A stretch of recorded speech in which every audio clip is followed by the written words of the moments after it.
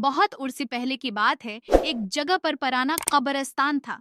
कब्रिस्तान बहुत खूनकार और खौफनाक दिखाई देता था। एक दिन कब्र से ज़ोंबी का हाथ बाहर आया।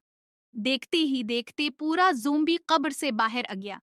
ज़ोंबी बहुत डरावना और खौफनाक था। वो भयानक आवाजें निकालने लगा। अचानक एक काला अल्लू आया और दरख्त पर बैठ गया। अल्लू अधर अधर देखने लग गया। एक बच्च खेलती खेलती गलती से इस कब्रिस्तान में आ गया।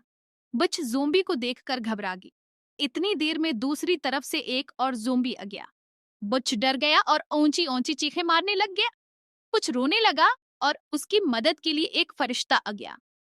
फरिश्ती ने कहा, घबराओ नहीं, मैं तुम्हें बचाऊंगी। फरिश्ता बच्ची को उठाने ही लगा था कि इतनी देर में एक खौफनाक चड़ेल आ गई। फरिश्ती ने चड़ेल को मार भगाया।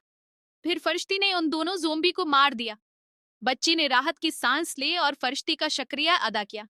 फिर फरिश्ती ने बच्ची को अपनी पंखों पर बिठाया और उसे उसके घर छोड़ दिया।